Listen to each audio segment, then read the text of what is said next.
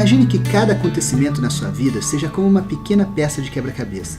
Algumas se encaixam perfeitamente, são fáceis de lidar, mas também existem outras que são mais dolorosas, que você muitas vezes não consegue entender o porquê.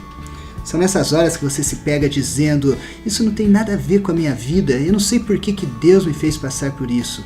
Não faz sentido, eu simplesmente não posso aceitar isso.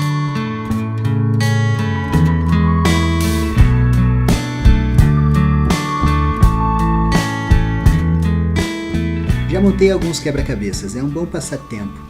Mas confesso que muitas vezes eu já duvidei que certas peças pertenciam realmente àquele quebra-cabeça. Cheguei a imaginar que pudesse ter havido algum erro do fabricante ou que algumas peças pudessem ter sido trocadas. Elas muitas vezes não fazem sentido. Outra coisa que eu aprendi é que é impossível montar um quebra-cabeça sem conhecer a figura original. Pegamos uma pequena peça, olhamos a sua pintura, o seu formato e tentamos encaixá-la no lugar certo. Mas para fazer isso, precisamos sempre olhar para a figura, que normalmente fica na tampa da caixa.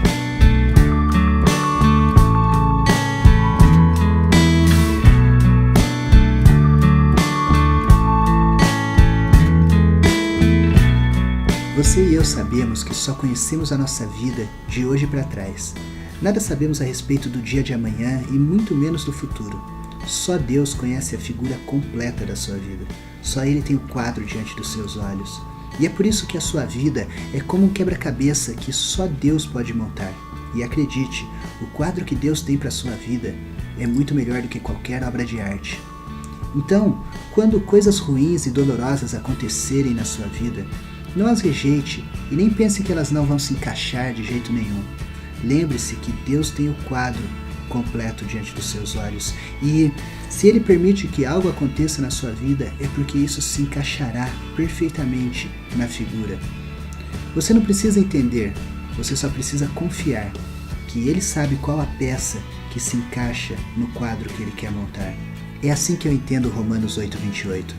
Deus é soberano para fazer com que todas as coisas se encaixem perfeitamente em nossas vidas, para o bem daqueles que amam a Ele. E Ele nos ama e tem grandes propósitos para a nossa existência. Então confie que no final tudo fará sentido e será para o seu bem e para a glória de Deus.